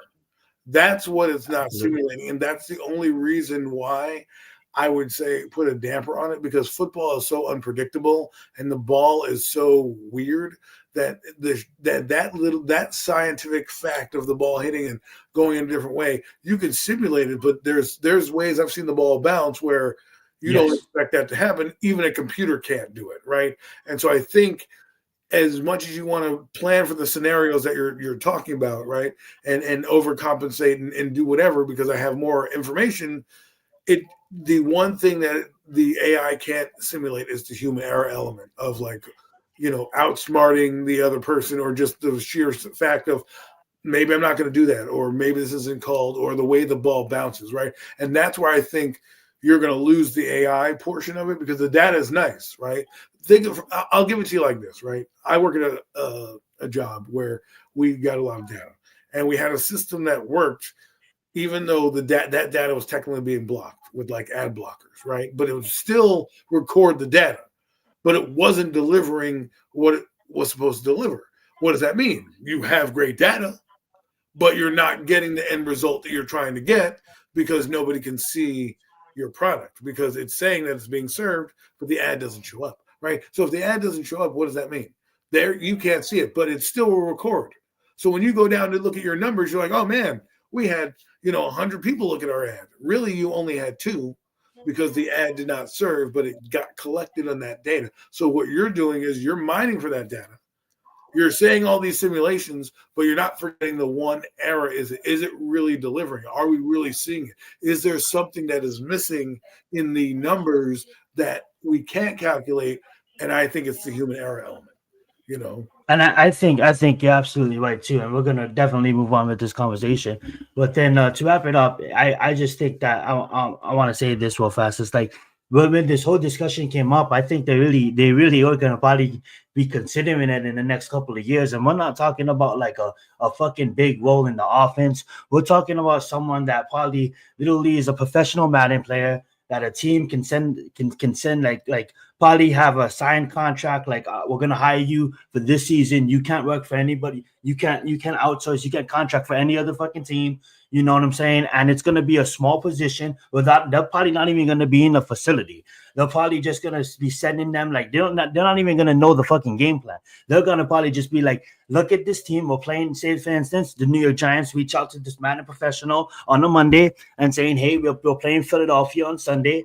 Send us your fucking game plan by fucking Tuesday night to Wednesday night. You have a fucking 24 to 48 hour period, because we have to install the game plan. What do you come up with? And a lot of people, and these are respected people too, because I didn't come up with, these are like ex quarterbacks. These are like people that's talking about it right now. are saying that 9 out of the 10 times the Madden Pros game plan for the week will align with the coach's game plan for the week, just based off of the knowledge of football for playing it. I get it as electronic, but for playing it professionally, because they're seeing my concepts on an everyday basis than the coach, because coach can only play one day a fucking week. Well, they're fucking. I know it's electronically, and you can't account for real world factors. When you look at Madden, and I get it, it's still a video game, and we just seen fucking AI rank fucking Justin Fields in the top fucking 10, which is asinine. But when you take a look at it, they did a really good job over the length of. This is now what the 35th Madden of trying to simulate rather than simulate real life and real factors come, and the ball bounces a certain way. And AI, no matter how good it is, it's never gonna be human level. But at the end of the day, if they can have a guy like that, I think like as this new generation would say, aura and then all this new generation shit. It is gonna come to a point where they probably will have like a special person on the side that they call it whatever the position they want to call it. You're not showing up at the stadium, but you're probably at your house formulating. I can see something like that. No more data guys. No more data guys. It's the data heavy guys have. I'm just saying, because there's a lot of times I'm watching football, and you're saying guys simulate, they'll know, right? There's a feel for the game where I'm saying, like, you shouldn't run that play, and these idiots look at the data and go, well, the fucking card said to do this, and running that play. I'm like, you're taking the coaching element out of the game because you're looking at a fucking script that says, hey, go for it. And you're not taking the feel of the game as a coach, where you're like, oh, is my defense really playing well? How's my punter playing? Do I think that he can make this kick and pin him back there? You don't have those decisions anymore, because like you look at the Eagles, right? They base their shit on analytics. So they normally a fourth down, they might want to punt, but they're like, oh, 4th and 1, we'll run the tush push and run 4 guys out there or whatever. So, and that's why they don't look at it the same way. They built their one play on analytics. That's the only thing that has worked analytic-wise in the NFL for a team, is the data that shows, well, you can go for it on 4th and 1. Now, going for it on 4th and 3 or 4th and 4, I don't think is good data. But there's people that say, oh, go for it if you're inside the 40, blah, blah, blah. Why aren't you trying to tell your punter to do a pooch punt and make them fair catch it and try to pin them back? We don't play field position anymore. We don't do that anymore because, again, gambling is part of it. But at the end of the day, they don't have that I feel element, and that's what really is hindering the game, because you're sitting here looking at a data number tell you, well, probability is you might get it. It's like, are you feeling like when I watched in the mid 90s, they didn't have a data analytics team. That was like, oh shit, it's 4th and 1. I need this because I'm not going to get the ball back. Let me go for it, and the game's online. These people think, well, let me do it. Like Brian Dable again, classic example. You're going for 2. You're chasing points when you're up 19 to whatever. Why are you going for 2? What do you need to? Why are you so worried about your defense, which is playing lights out, that you need to get 21 points? Just kick the field goal, right? Now, if you're worried about kicking the field goal because of your kicker sucking, well, then that's on you for having a sucky kicker and not being able to do it. And like I said, that's something you do. So that's it. Why did he go for 2? Well, guess what? Analytics told him, plus his kicker sucked. So he didn't use what normal people would have done and just kick the field goal. In the time that Jackson Dart needed to run the football, he decided to throw the ball. Again, analytic-wise, I want to be aggressive, blah, blah, blah. That wasn't the feel for the game, right? There are certain elements where I don't need the analytics. Just go out there, and if you make a mistake, it's a human error rather than, the numbers say, because you're skirting the blame at that point. Because if it works, yeah, I'll take it. If it doesn't work, you're saying, well, the numbers told me to do it. So that's why I did it, right? I need you to be a coach. And I know it's a long-winded answer, but what I'm saying is, I love it. I don't like the technology in the game the way it's becoming, because you're taking away coaching and you're putting it in the hands of technology. How it's supposed to be played. I love the fact that you said the feel of the game too, because that really comes into a play, and a simulation on a computer can account for crowd noise. Alrighty, guys. Man, I forgot about the subject. We can talk about it if you guys want to. Let's just say 2 or 3 minutes on it. We're not going to spend too much time on it, but major, and then I guess we're gonna probably cover it later, probably in future episode when we have my information. Because right now it's just a couple of things came out about a big ass fucking gambling ring that involves multiple states, and it involves one of the crime families from New York. It has a couple of players in the NBA, along with the Portland Trailblazers head coach. One of them players actually play on the fucking Miami Heat. And you actually have footage of him throwing a game. So that's fucking crazy. All I'm gonna say is you make so much money. Why throw it all away? Don't want to really touch on it too much because I don't want to take too much time. But Because you're getting a guys, payout. yeah, fast thoughts on what's going on with that whole fucking gambling investigation. First off, I haven't really followed the scandal, but it's the NBA always seems to have X-ray machines. like this. This is not the first time I've seen the NBA get caught up in this type of allegations. When that Tim Donaghy thing, where he was calling games. I mean, he basically had the Lakers win against Sacramento. There were literally calls where guys were getting run over. But I remember playing as a Net fan, Shaq running over the center, who has a position, running him over, and they call a foul on the center. I'm like, how in the hell, and not Shaq? So they've been here before. I mean, it's not the first time we've seen gambling, but it is the first of this magnitude where you have a crime family involved. Normally, it's just, a guy in a gambling ring and a couple guys, like what Tom Donahue did back in the day. But the NBA works easily because it's so different than the football. Football, while you can probably rig it with the refs and whatever.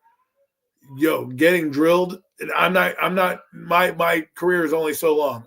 In the NBA, I can throw the ball, make it look like it bounced off my hand or something like that. I can, duck out, play injury. Like NFL, you can throw the game, but guess what, man? You don't make that much money in the NFL. So I mean, I'm not saying it's not rigged. I do think they make a lot of calls in the NFL that kind of get the other team back in the game because of point spreads and Caesar's Sportsbook. So I do understand. It's probably happening in the NFL right now with all these calls. Like, you look at these calls, right? Again, I go back to the Denver game. How's Riley Moss getting called for that pass interference? Like, that was decent coverage. The ball was underthrown, decent coverage, his head turned around. He did everything you anticipated. And yet, here we are. Well said, Adam. Go right ahead, Matt. Well, I mean, I don't know all the full details about this about the scandal. I don't need to know all the full details because I just know that it's just ridiculous that these guys continue to go down these roads, man. Like, all the money they're already making, and yet you still feel the need to cheat the game, the integrity of the sport. I mean, look at the price that like a Pete Rose is paying for the era of his ways gambling and whatnot, where he's been basically, he was pretty much blackballed from Major League Baseball, not getting his rightful place in the Hall of Fame and things of that such, man. It's just, to me, it's just despicable. It's disgusting. And Adam Silver, we really need to take a look at your league, because a lot of this seems to continue to happen in the NBA. A lot. I mean, whether it's players, active players, former players, coaches. I mean, Chauncey Billups, man, I'm so disappointed in you, Chauncey Billups. I am so disappointed in you right now. I mean, that's a guy I really looked up to, respected when he was playing in his playing days, and I just can't imagine what goes through these guys' minds when they go down these roads, man, and decide to just affect the integrity of the games like this to just align their own pockets, man. I don't get it. I don't understand. I'll never understand it. But this is where we are. This is the world we live in, apparently. And I mean, it's just ruining sports, man. Well said, absolutely. I think there's no place for gambling, especially like obviously us casuals and fans. We have a right because we're not playing, but like when you do it to the extent that like these guys are doing it like insider trading almost, it's just disgusting as fuck. And not only that, when you get into what they're also doing with like illegal gambling. Like it's everybody plays poker at their house every once in a while with a group of friends, or have fun in Vegas every once in a while and do it legally. When you actually do it, and then they're doing it with X-ray machines, and it just gets out of hand, and it's just super disgusting. And exactly what you said. I mean, like I know Terry Rozier's contract was like $28 million. It's like how many millions do you fucking need? Well, it's called investments. It's called real estate. It's called stocks. I mean, like what the fuck are you doing? But that being said, though. As the investigation goes on, and if there any major breaking news, we'll definitely get into it later on a future episode of Premium Takes. That being said, let's get to our pick segment of the week, and then we'll end the show talking about the New York Football Giants. We're gonna have you choose a morning game, Mac. Let me put up the screen, and then we can see the selection of games we have to choose from. And going over the records, we was all 6-4 last week, and it's surprisingly everything now has a clear standings. Everything can change week to week. I'm sitting at the top at 9-5. Mac is second place at 8-6, and then Adam is falling in at last place at 7-7. Coming off the 6-4, Mac picked the Jags, the Colts, the 49ers, and the Bucks. I picked the Rams, Colts, 49ers, and Bucks, and then Adam picked the Rams, Chargers, Falcons, and Bucks. That being said, that's how we calculated the standings. Let's get into the morning slate. Any of these morning games stick out to you? I'll have you pick one. What actually you can use the full slate. Is there any game on the slate that sticks up to you that we're going to talk about first? Yeah, we're going to talk about the Bills and the Panthers. Bills and Panthers. Let's talk about the Bills and Panthers. I'm going to let you begin. Let's get it. On you. Buffalo has been underwhelming at best this season thus far. Start this season off. The Panthers are kind of, kind of surprising, making some noise down there in the NFC South a little bit, man. A little surprising, man. They've been playing a little bit better football than a lot of people may have expected to see from the Carolina Panthers team. And Buffalo's a squad you don't know right now. We just don't know what to really expect, man. They're not there. Like I said, they're not really playing very good football. I think they really just kind of been benefiting from their schedule right now, to be quite frank. Josh Allen definitely not off to the great start that we're used to. And he came out the first couple of weeks, was on fire, but then it's just kind of been a little downhill, a little flat, downhill since then. And this is important game for Buffalo, man, because Buffalo need to come out here and they need to be able to show the ability to push a team like the Carolina Panthers around, man. Because if you want to be considered one of the elite teams in this league, not just the AFC Conference, but in the entire league, you got to be able to beat up on teams like this.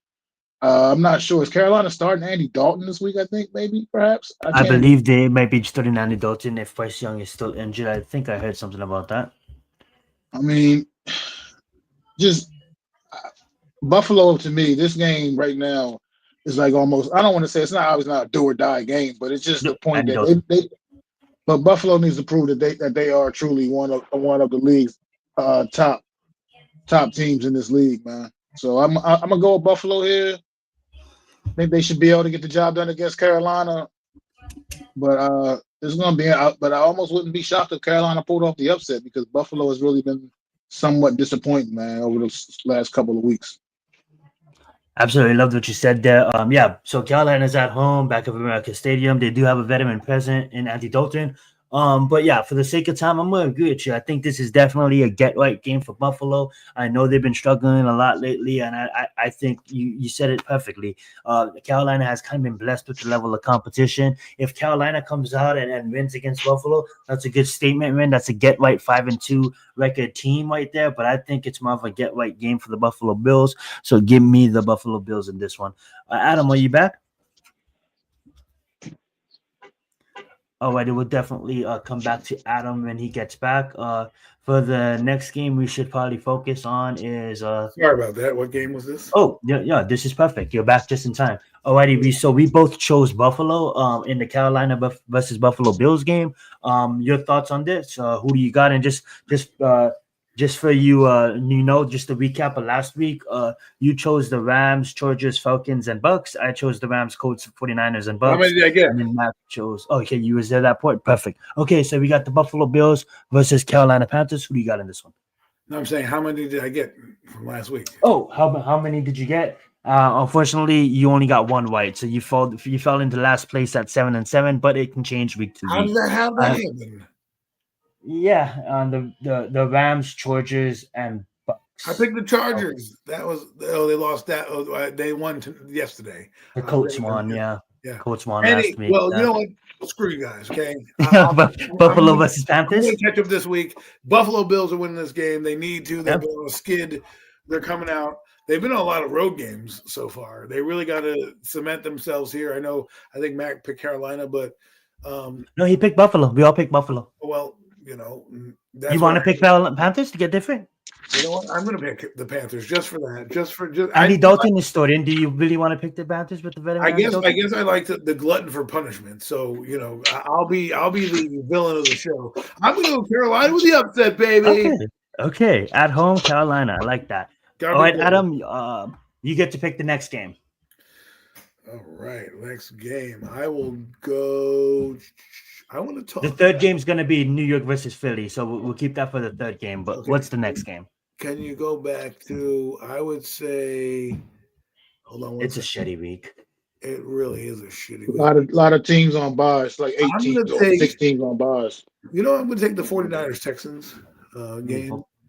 I want to see if I'm going to go with the 49ers here, but I think the Texans are on life support and they're going to need this game. It's in their building. Extra, defensive coordinators, I think D'Amico Ryans was on that San Francisco staff as well. So, I think you're going to battle for that. So I'm going to pick the 49ers. I mean, I'd love to hear your guys' thoughts. Yeah, I'm going to go. I'm going to pick the Houston Texans just to get different. Definitely 49ers are playing great football. Who would have thought that Mac Jones would be able to do that? He had a couple of good weeks. Obviously, you got CMC doing his thing. And honestly, I'm not shocked, because they have Kyle Shanahan as their head coach, their elite coach in the NFL. But I'm going to go different. I'm going to go out on a limb. I think, CJ Stroud and, the Texans has been struggling lately. Hopefully they can get right. I mean, like, that team needs a win. And I think D'Amico Ryan is not a great coach, but he could be a great coach. He's a good coach. And hopefully he can get something right. I just don't like seeing fall-offs, right? How does the Texans fans feel, man? You guys won good season with CJ Stroud. But hopefully they get back on track. So I'm going to choose the Houston Texans. Go right ahead, Matt. Taking the 49ers. Houston's offense is absolutely atrocious. It's terrible. and I don't see it getting right against the 49ers. I just don't see it happening. I just think the 49ers are going to continue to win the way they've been winning. I mean, it's going to play good team football, ride the legs of Christian McCaffrey, Mac Jones. As long as he's not doesn't make any critical mistakes, critical errors, I think he's been playing really good football, some of the best football of his career, to be quite frank.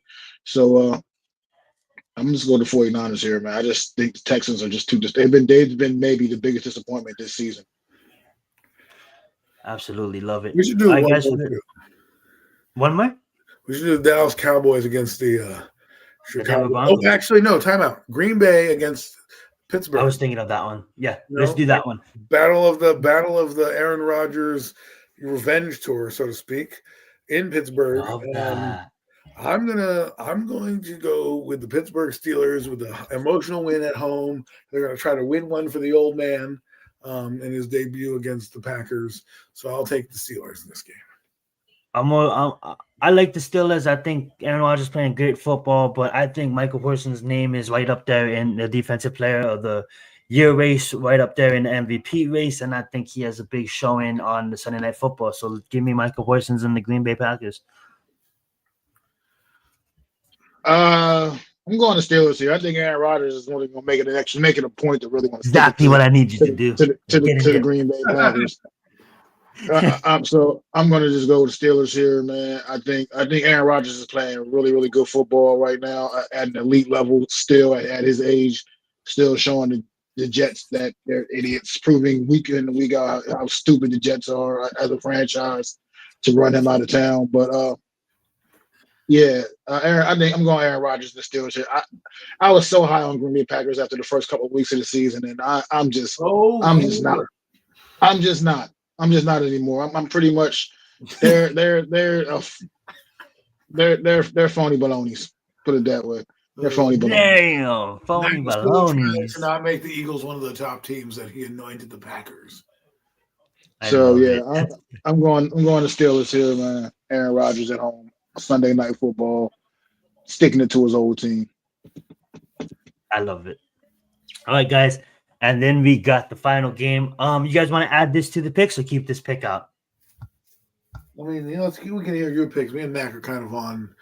We kind of think Philadelphia's going to win, but Alrighty. All right, let's add it. We'll put Eagles down for both. And I'm gonna say this. I'm gonna say I know we signed just a couple of newsbreakers. I know we signed Ray McLeod to the practice squad. Hopefully he can make the team because I think he can help this team out. I know we get Slayton back.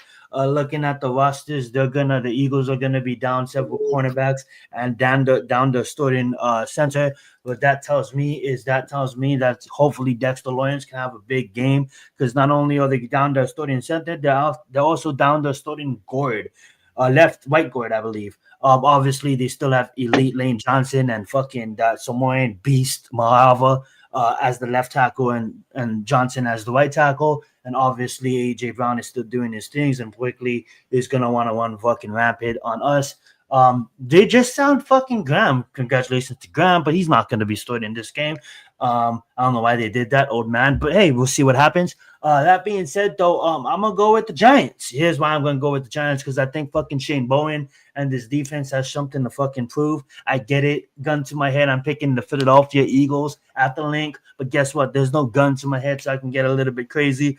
I'm gonna say big game by Dexter Lawrence. He actually shows up. I think Brian Burns is still questionable, but he should be able to play on Sunday. I don't think they activated Ray yet, but they do have Slayton back. And I'm gonna get a young Jackson Mahomes Dort, and I'm gonna ride with Jackson Mahomes Dort. So I'm gonna take Jackson Dort and the Giants in this one. So give me the Giants.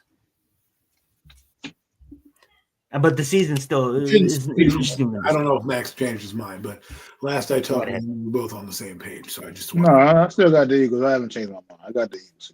I just and here are certain things why. As much as I'm excited about the Giants, I just feel the Eagles, need the game more than the Giants do at this point. And, the Giants blew their shot last week. That last week was the season for me. If they had gotten back and beaten Denver, this game all but is for the division, because you win this game, they're 5-3, you're 4-4 at that point, and they're in a bye week, so you can probably catch them with the next game with the 49ers coming in, right? But the 49ers have a big game against the Texans, right? They fly across. They're playing in Texas. Then they're going to come across and play the Giants. The Giants had a chance to really, I feel, change the narrative where the season's going. And I just think, while I believe what you believe, in the excitement, it's hard to beat a team twice, and it's hard to beat one that is just eyeing for you. Isn't you know what I mean? Like they've been thinking about this for 10 days. This Eagle team has been thinking about this, right? They want another crack at these guys. And it's not me that's saying, it's them themselves who are just so like they don't care. They didn't talk about the Vikings. They didn't talk about nothing. They're talking about this game, right? And whether you want to believe that it's psyche or whatnot, I just believe they're getting a couple guys back. Jalen Carter's going to be in this game.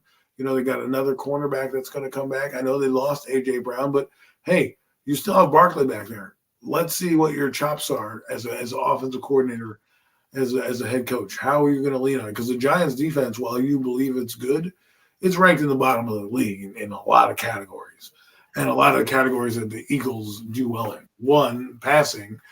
Adebo's out. You still have Devontae Smith. They had 100 yards with their tight end last week. They're going to find a way to move the football downfield. So I just think the Eagles have quietly had this weird season.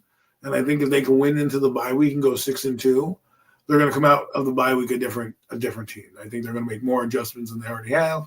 Guys will come back healthy, and they'll be ready for the march of the 9-game march that they're going to have, where they just need to kind of, they always do it, right? You get and you talk about Brandon Graham. Let's mention him. I don't think they're bringing him back because he's a great pass rusher. I think they're bringing him back for leadership. To kind of leadership, yeah. In the locker room, kind of be like the courthouse, the court, the judge, kind of like guys get on the same page. Like we're a championship caliber team. He will help in the depth of the pass rush, but I think he was brought back mostly for that. AJ Brown's acting up. There's a lot of drama going on. I think you want to bring in an elder statesman to kind of be like, all right, guys, what the fuck are you beefing about? Like, what are we Yeah. doing? So I don't It's know. funny too because we just seen him on like fucking a post game talk show. I know. Yeah. Well, hey, off the couch, fresh off the couch. That's But a good Thursday night football. Yeah. and they You know got why, Adam? It's just like I know you get this feeling too because I know you understand it. It's almost as if like we went out there, we shut the bed in the New Orleans, and after that game, like everybody's talking about the end of the season, which we all slowly believed it is, right? And I don't think this team is any position. I think we all know it's a foundation year. And then we go in there and we do what we do against the Chargers, right? And then we do it. Sorry, that was before the same game. Then we do what you do against the Eagles, right? And then we come out and this defense holds up for 3 quarters, which is not good enough because the last time I checked, football is 4 fucking quarters. So just as much as you held the best defense to 0 fucking points for 3 fucking quarters, you let up 33 in the 4th quarter, which is not fucking acceptable. But one thing that stood out to me is when Jackson Dort's at the fucking press conference, he's a leader and he's all like, that can't happen. That interception, that can't happen. So when I hear him and Scalaboo on the fucking plane flying back from the New Orleans Jets, New Orleans Saints games, and they do what they do against the fucking Eagles, then they lose like that. I think this team and Brian Burns, I think this team is like, yo, it's not gonna happen. And it's almost as if like if we didn't go out like the way we did, it's almost as if like I think Jackson Dort's gonna play one of his fucking best football games of his life on Sunday. And I'm right. And there's just the dog in him. And I know you guys feel that. And I just feel that the Eagles, they're a fucking good team, but they're out fucking key pieces. 2 starting linemen and 2 fucking cornerbacks. And you have fucking Jackson Mahomes coming to fucking town. Good luck. Good fucking luck. Well, I'm such a fucking fan. What I'm worried about is, do my defensive players believe in this? Yes. Do they believe that they're going to be put in the right spots here? Because, he was aggressive against the Eagles. The Eagles maybe they can expect that. Maybe they're going to now know how to counter that punch, right? If they aren't aggressive, this is what we're going to do. If they are aggressive, this is what we're going to do, right? Shane Bowen. It's hard to fucking beat Vic twice. And beat fucking, My point is that if you don't believe in the leadership that's out there, which they clearly don't, and they may put on whatever face they want, they're going to go out there and play hard because that's what they do. Brian Burns plays hard. But when the chips get down, let's say they're down, right, and the Eagles take the lead, how are they going to believe, like this defense is going to stop them? Jackson Dart might excite you, but look what they did with Bo Nix, and we think Hurts can be somewhat dangerous as well. Look what he did with his legs in that game. What if Kayvon Thibodeau crashes down? That's what Sean Payton did. He was like, oh, you crashed down? I'll just run a bootleg to the outside. In-game adjustment. It was an in-game adjustment they made. They utilize their stuff. I do think that they're gonna score. Like, I don't think it's gonna be a shootout, but I do think it's gonna be probably like a 28-24 type of game, right? But I just think that like as long as Jackson Dort goes in there and not makes mistakes and the line can hold up for him, and Andrew Thomas is playing fucking great football, by the way. Forgot to mention his ass. And Dexter Lawrence is yet to have a game. Dexter Lawrence is like fucking, where the fuck are you? I get it, you're double coverage and you always have 4 hands on you. But if this is the fucking game, bro, you have a rookie fucking right tackle and a fucking rookie, or not rookie, unexperienced fucking center. So, and that's where you fucking line up, bro. So it's almost like if you can't fucking get there, I don't know what the fuck to tell you. And that's why I'm hoping that like in the 4th quarter, it's not fucking a mile fucking high. And I'm not going to use that as a fucking excuse, but I'm thinking like, yo, conserve fucking energy and fucking all you motherfuckers, all 4 of you motherfuckers show up in the 4th quarter and we win this fucking game. And mind you, Shane Bowen, love the fact that you said that at your press conference. Why the fuck was Dexter Lawrence on the fucking sideline in that Denver game in a key situation? Do better job on fucking putting your players in situations and get them in the fucking football. But that's what I mean. But that's what I'm. That's what that's what you mean. It's like the tiger don't change his stripes. Shane Bowen's not going to come out and find the elixir on Sunday to be like, oh, the Giants defense has holes. That's a good one. They have big time holes, right? They do. They just don't. Do. Yeah. They're worse. They gave up 150 yards rushing last week. They gave up over 200 yards passing. They're one of the bottom of the barrel of defense, and it's we're going to be wrapping up the show anyways, Mac, but have a good night. The point I'm trying to make is I agree with you that we can win the game, and I'm excited to play them. But there's many factors to me that just like that game was emotionally draining right? And there's plenty of blame to go around, and that doesn't leave you. That loss doesn't leave you like the New Orleans loss. Oh, I don't. Yeah, it's not like just next opponent up and you lose like that. Yeah, New Orleans, I feel that. New Orleans New Orleans was a fixable. 20-something points in 5 minutes or something. Right, but what I'm saying is, New Orleans was a fixable. Yeah. Oh, 5 turnovers. Denver was an epic collapse. That is one of the things you're going to remember for a long time. And I'm just saying the emotional toll that took on this team is going to probably show up in this game at some point, because whether it's not going to be mile high air, but as you know, the Eagles got an offense. I don't care if they have nobody playing at receiver, they can still score points. And I think they're going to. And I just think they understand what this game means. And they really are taking it to heart, the beatdown that we gave them, which is good. But that emotional game, what are the Giants going to do? That's what scares me, is this defense is not as good as it looks. But even though they played a fantastic game, all the warts came out in a few sittings. And they got outsmarted in 5 minutes because they couldn't hold the mental fortitude to hold it together. And it's a coaching thing that is really the problem. And that's why I'm worried. It's just because I don't care if they win this game. They still have the 49ers next, who are going to come in looking to be the top seed. You got the Lions and the Green Bay and Chicago, who are going to be there. There are going to be other games that this team is going to fall, whether it's so while you might beat the Eagles and get to win 3, can you sustain not believing in a coach? Because there's going to be other teams that are going to score points, and you're going to look at it like the Giant defense again. We're going to talk about the Giant defense didn't hold up. The Giant defense didn't hold up. And we're going to be like, well, why didn't we fire this guy after fucking the Denver meltdown? You know what I mean? That's valid. That's absolutely facts. That's why I'm worried, is because I love Jackson. I love what he's doing. I think the Giants are fantastic to watch. I don't think he should keep Brian Dable's job if he does well and the Giants don't make the playoffs. I think he should be fired if you can get a better coach, right? But at the end of the day, don't do that. He's still gonna perform. You shouldn't give up on one of the best players in the NFL. I think they're gonna lean on him a little bit more with the injuries that they have. Mm-hmm. I think they have to. I think they're not gonna be able to chuck it. I think it'll help them too, because they were also dominating running game. Like, people forget, like, the Eagles were moving the football up and down the field on our defense. They just could not hold up on third down, and that's what happened. So they don't grow from that beating, bro. I'm sorry. Like, you can say use your brains, not use your brains. It's an epic meltdown. He says, okay, I got you. I got it. I'm talking about the comment. He says beating the Eagles twice in 3 weeks is a lot. And that is absolutely. Well, the thing about this is an epic loss like that's one of the top 5 in the history of the game. I don't understand if you understand the magnitude of what happened. Okay, let me break it down for you. In 50 years, every team that had 18 plus point deficit. I don't care about 4.5 quarters of shutout ball. What does that do? They lost the fucking game in the last 5 minutes in a meltdown. You're going to tell me that you care about the 4.5 quarters that they look pretty? I'm great. I'm glad that we won the game, the 4.5 quarters that we played. We lost the fucking 5 minutes of the game in an epic meltdown because what? We're going to give them excuses, mile high air? Give me a fucking break. Oh, Phillips doesn't tackle Evan Ingram down the sideline? Come on.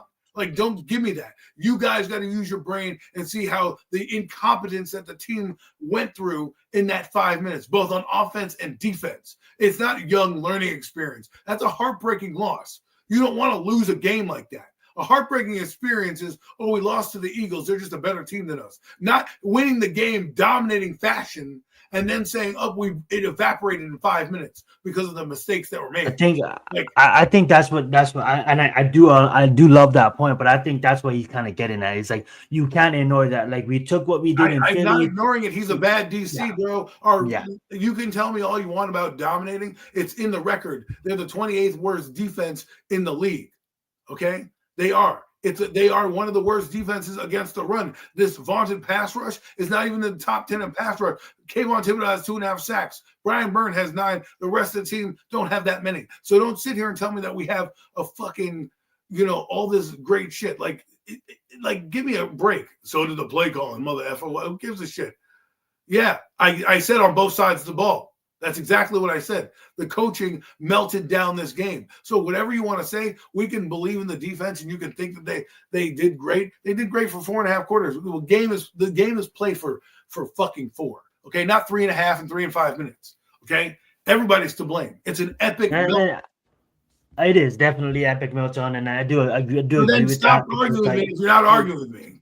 I mean, you can't give up participation trophies to fucking a team that did good for 3 fucking quarters when you didn't show up in crucial times when you needed. And when you put a defense on paper, this defense was all this talk about showing up in the fourth quarter, and that's why it's like I'm like as a realistic fan, I should be more of a, you know, this team shouldn't have any life. But then again, it's almost as if I know you agree with me on this statement. It's just like Jackson Doyle is almost as if like, man, he's something special, and if anybody, he can probably do it. And right. But this defense is this defense gonna get on fucking board, right? Is this defense gonna finally realize like, hey, motherfuckers, like, can we actually do something? Because if anything is like, we should be 5 wins. We should be eliminated from the playoff race. But for 5, yeah, how many games have we lost?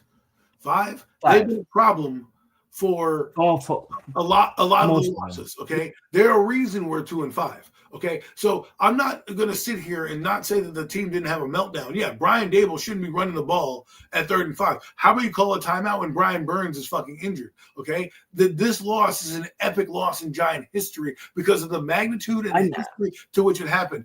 18, I was saying 50 years. In 50 years, teams with 18 plus points don't lose the game. There's a 1,600 games played. Not one loss happened until the Giants lost. That's how epic that was. That's something you never see. And that's why I'm saying we're sitting here right now talking about this loss still to this moment. You don't think that resonates with these players? Like, holy shit, how did we lose that fucking game? How did we do that?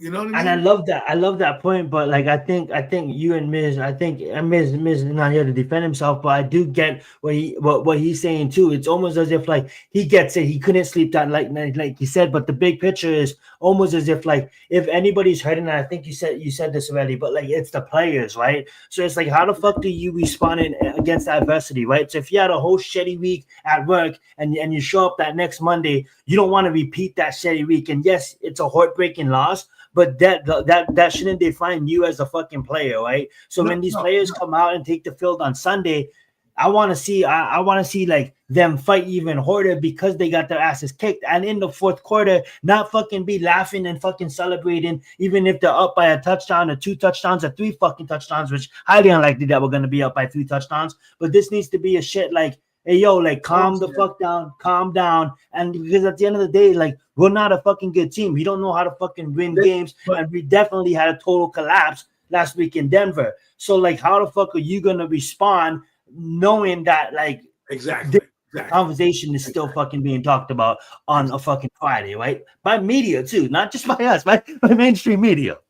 Right. Absolutely. And all I'm saying is, like, the mental makeup of this game is, like, this game, it was an out of body experience. You know, you said you were texting how good we're gonna do. Max texting me, "Oh my God, we're back in the playoff," and it's gone in a matter of seconds. In seconds that happened because you're undisciplined, you're not a good football team, and you're not ready for the big time.